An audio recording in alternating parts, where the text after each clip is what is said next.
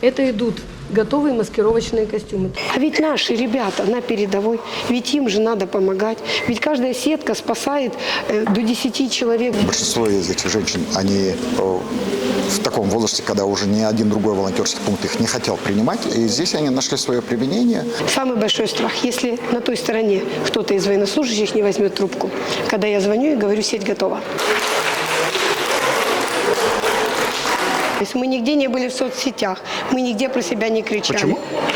Потому что это была бы разбитая школа.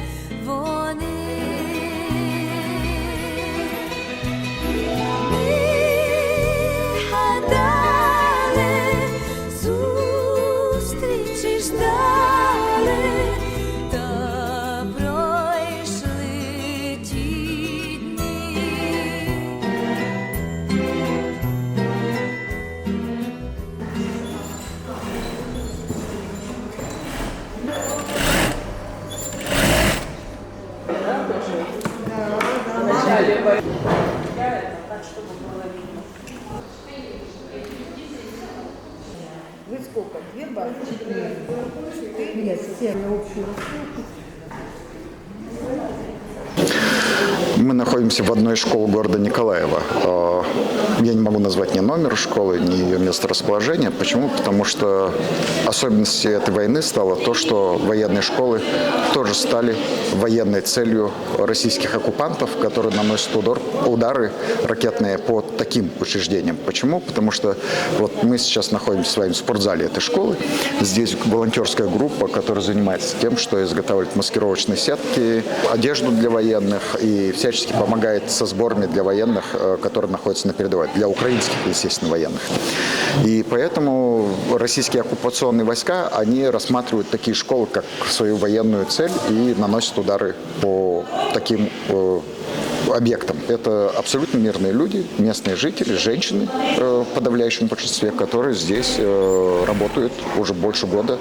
И каждый день сюда приходят для того, чтобы выполнить абсолютно бесплатно свою миссию по спасению своей страны и по ее защите.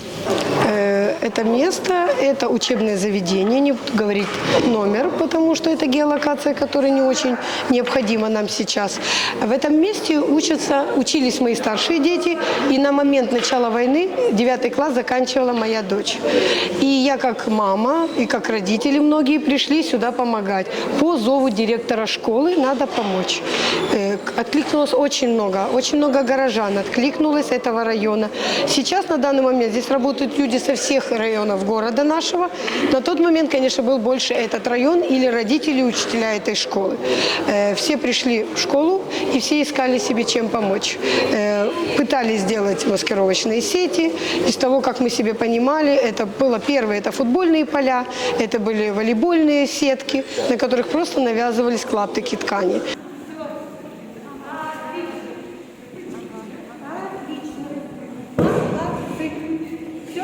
Выключаем? Да, отлично.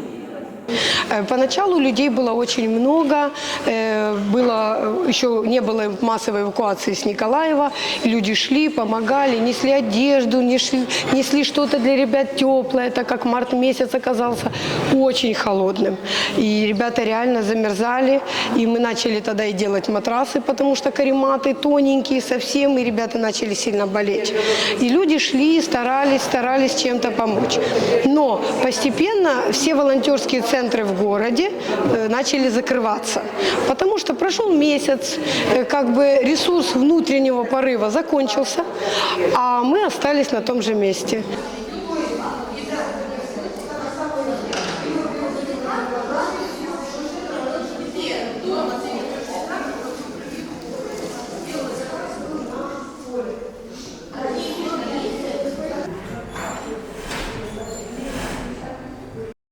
Я теперь фильмы смотрю, и я уже любые, даже американские фильмы я смотрю, и я уже, смотри, какая сетка, а смотри, какой кавер, а посмотри, какие маскировочные сети, смотри, какой костюм маскировочный. Так, надо вот так нам сделать, надо вот это упростить, а это наоборот сделать. То есть мне муж говорит, с тобой нельзя смотреть фильмы про войну. Нет, очень интересные фильмы про войну, русско-финская война. И я посмотрела, какие костюмы были у финнов белые, и мы полностью их сделали, и у нас ребята всю эту зиму именно в этих финских костюмах были на передовой. Четко, полностью медленные стоп-кадры смотрели, как, что, потому что они лучше, чем те были плащ-палатки в российской армии. Наташа, а чем отличается вот эта сетка для А вот теперь посадки? смотрите, цветовая гамма, поле и посадка. Почему я говорю полностью отличается, вы можете выйти и посмотреть. Вот дерево, вот отсюда видно, и вот этот цвет дерева, вот клен. А если поле, это у нас поле, вот наше бывшее поле, наше футбольное поле, теперь это уже у нас луг, и по нему можно определять, какая цветовая гамма. Бывают исключения, бывает такое, что ребята говорят, вот у нас такой цвет, такой цвет. Это тогда мы добавляем, как они просят, серый, если это бетонка. Если это, например, корабль, катер какой-то, там покрашен в серый цвет он. А орудия дали зеленые. Оно сильно выбивается на сером фоне. И мы делаем чисто, ткань называется сетка бетонка. То есть 50 оттенков серого. Вот так же самое и мы. Берем разный серый. За счет этого идет действительно перелив цвета, переход цвета. Вот это сейчас нам заказ был на поле. То есть тут идут заготовки. Для того, чтобы ускорить процесс, не все люди приходят, умеющие плести. И переплести что-то более простое одним цветом, это легче. Объяснять долго, и это тратится лишнее время. Поэтому те люди, которые у нас уже работают давно, делают вот такие заготовочные. Я специально для вас оставила. Смотрите, делается вот такая заготовка. Это как раскраска, разукрашка. Человек, приходящий первый раз, они берут только один цвет, фоновый. Например, в этом случае идет хаки. Вот такой цвет. Вот, он идет однотонный. Идут или хаки, или вот крашенка, то, что я крашу. И забивается только фоновую часть. Это может сделать даже ребенок. Потому что рассказывать, сколько размером должен быть пиксель, как мы их называем, пикселя. Сколько, какой размер, это долго и тратится лишнее время. Это ускоряет, мы уже посчитали по времени в 3 раза. Вот так мы отправляем сетки. Вот я приготовила на Солидар отправка. Вот у нас идет сетка. Обязательно стихи. Это обязательно. Девочка сама написала стихотворение. Наша девочка. Вот такое стихотворение. Это про нас и про ребят. Ну и мне не зазорно. Я в любом случае ложу письмо счастья. Мы так называем. Ребята спрашивают, что с нас? Я говорю, ребята, сетки мы отдаем бесплатно. В любом случае. Но без донатов мы просто не проживем. Вот. И обязательно у нас логотип наш. Ага, понял. Это я на годовщину этой самой войны. Год войны был, я набила себе, чтобы наш логотип был всегда при мне. Ну, это основа сетки, которая закупается и нами, и нашими друзьями. Вот. Девочки, кто-то плетет на коленках, у них свой стиль, вот эта мелкая сеточка. Кто-то стоит вот так, плетет, сидит, стоит. Ну вот, и четко разрабатывается количество цветов и процент цветов. Это идут готовые маскировочные костюмы, то есть идет вот такая панама, потом идет брюки, причем это хлопчатобумажная ткань, на которую нашивается полностью, видите. И идет китель, это рубашечка, тоненькая хлопчатобумажная рубашка. И тут мы, как ребята говорят, рвем силуэты, то есть вот такие элементы разные, чтобы она максимально была в природе. Вот они идут все разные. А вот так идет даже заготовочная. И вот по этой заготовке вот плетется на рыбацкой сетке. Это кропотливая ручная работа. Сколько времени уходит на то, чтобы создать такой один костюм? Значит, если костюм шьется на машине, вот этот костюм пани Мария может сделать за 1 день. То есть вот она села, и вот она настрачивает. Если костюм плетется на сетке, вот, то это идет несколько дней, идет на костюме. Видите? Вот это плетется на маскировочной. Это вот на рыбацкой сети, которая с Нидерландов приехала. Это все вручную завозится. И вот оно одевается.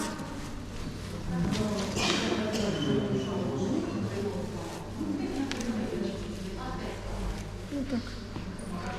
Вот оно полностью одевается.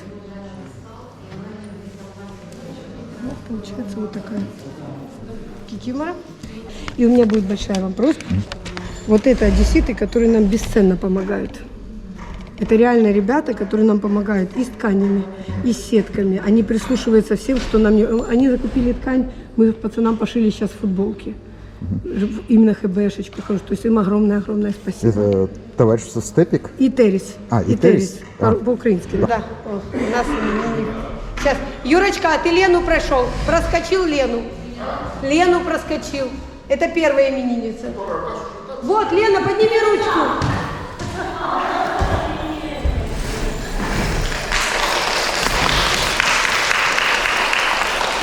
Юрочка, пані Александра. Леночка, вітаю! А ти пишіть тобі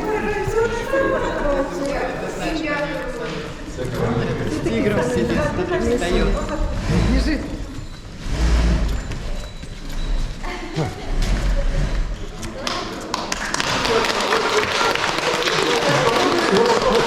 Я вас дуже люблю, мені дуже приємно, що саме ви мене вітаєте. Дякую, дякую, велике спасибі.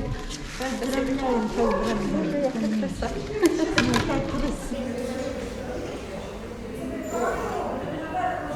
Я сюда приходила, наверное, чтобы спасти больше себя. Ну, честно говорю, как есть, потому что дома от количества новостей, от того, что происходит, и постоянно в этих новостях просто взрывался мозг. И когда, на второй день, грубо говоря, войны мы сюда попали, прямо это было отдушина. То есть ты чем-то занят, у тебя заняты руки, голова, тут много людей, ты с кем-то общаешься, и некогда читать новости, смотреть какие-то там страшные вещи. Поэтому для начала это было однозначно отдушина. А сейчас это уже как работа. Марина, вот нам рассказали, что в тот момент, в те первые самые страшные недели войны, вместе с вами сюда пришла ваша семья, и в том числе был ваш ребенок, дочка. Да. Все, ребенок, муж, собака. Да. И чем занимался ваш ребенок? Мне сказали, что ваша дочка, она выполняла мужскую работу. Да, мы пришли сюда плести сетки, но у меня ребенок занимается спортом, таким не женским, мужским, кикбоксингом, поэтому она сказала, что плетение сеток это не мое, давай я что-то нормальное буду делать. И она пошла вместе с папой на школьное поле, вы, наверное, видели, набирать песок в мешки, грузить в мешки. Были такие моменты, что от мороза и песка, он сильно сушит кожу, и у нее так сильно потрескались руки. Она перемотала скотчем обычным, не пластырем, скотчем, и продолжала грузить песок. А как зовут дочку? Каролина. Каролине на тот момент сколько лет было? 12. 12 лет. И она выполняла эту работу вместе с отцом вот там? Да, вместе с отцом, при том, что ее все мужчины гнали. Каролина, холодно, зайди в школу, погрейся, выпей чая. Нет, нам надо загрузить машину. Приехала машина, нам надо загрузить машину. И кроме того, что она работала, она еще не оставляла тренировки свои? Нет, не оставляла. Такие были моменты, то есть, у нее режим, как у любого спортсмена, и хоть тренировки, в залах, понятное дело, все закончились в миг, но она продолжала тренироваться. Я говорю: Каролин, куда ты тренируешься?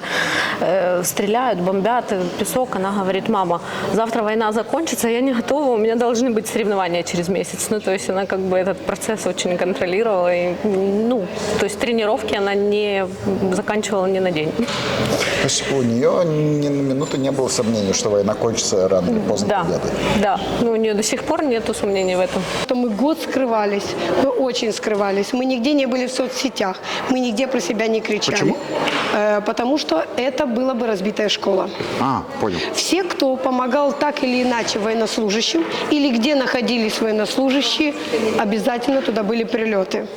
Это стандарт, это мы уже заметили. И в принципе очень мало школ, которые не пострадала в Николаеве. нашу школу мы старались очень тихо заходили, очень тихо выходили, не создавали движений и не говорили нигде. А те девочки, которые здесь работали, они все говорили, что они ходят на курсы шитья. И взрывы мы слышали постоянно. Сирены, взрывы, зачастую больше взрывы, чем сирены. Вот. И были моменты, когда вот именно рядом были сильно большие взрывы. Это было как раз в 7 утра. Я находилась уже здесь. И мы очень спешно эвакуировались в подвал, бежали. И у нас мы понимали, что во время рабочего процесса взрывы идут и днем. Для того, чтобы не было паники во время взрывов и люди не боялись, а могли быстро спуститься в подвал, мы делали несколько таких пробных тревог, как я считала, пробные тревоги, учебные. И вот так мы по цехам постепенно мы минуты за 2-3 у меня весь зал полностью эвакуировался. Но помимо того, что он эвакуировался, он тут же продолжал работать. Потому что вначале мы спускались и просто сидели. Ну, как сейчас сирена опять идет. Мы спускались и просто сидели. Ну что ж сидеть, если работать надо. И начали люди брать вниз работу. Но месяца 3 или 4 мы просто работали только в подвале. Потому что сильно были бомбежки. У нас были уже готовые сети. Сшивала я, конечно, сети здесь, потому что там нет места. И вот когда уже готовая сеть, мы ее прятали на ночь в подвалке. Поэтому у нас каждый вечер начиналась эвакуация. Эвакуация остатков. Прятались, все вот так подпихивалось, все закрывалось, накрывалось, убиралось готовое. То есть вот так мы как бы жили год, когда вот сильно-сильно шла полировка. Ну, заметьте, смотрите, никто даже и оком не повел. Да, и я хотел вас спросить, вам не пора ли это укрыть? У нас никто уже не спускается. Почему? Сначала у нас взрыв, а потом идет сирена. Если идет сирена, значит, наши ребята видят, значит, знают, что что-то летит. Хуже, когда идет просто взрыв, и нет ничего, с темноты взрыв, и все. Поэтому, когда идет сирена, мы понимаем, насколько отвлекает нас вот эта беготня туда-сюда.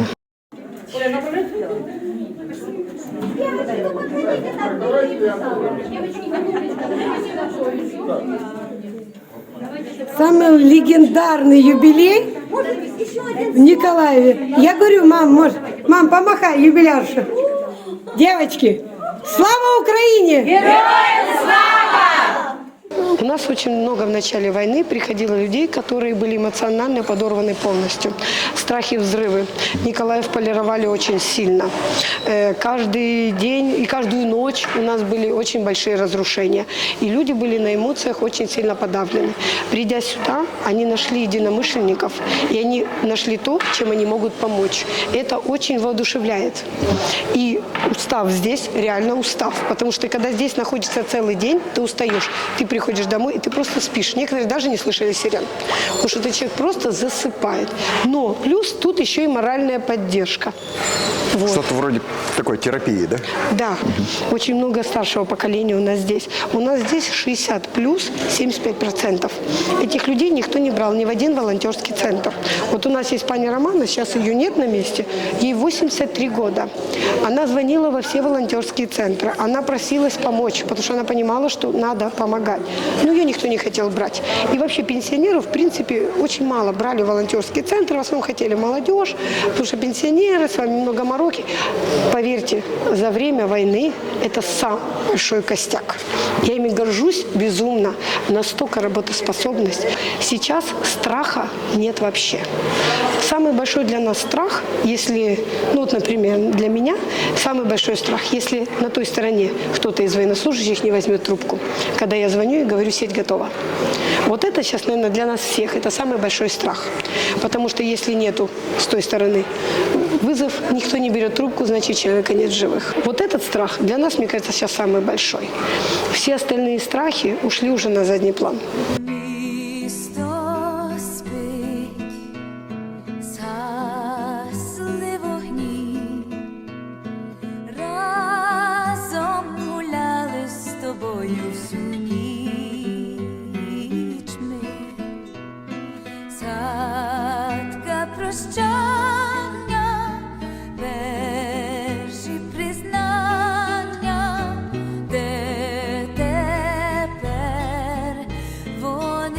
Доброго вечора, ми з України.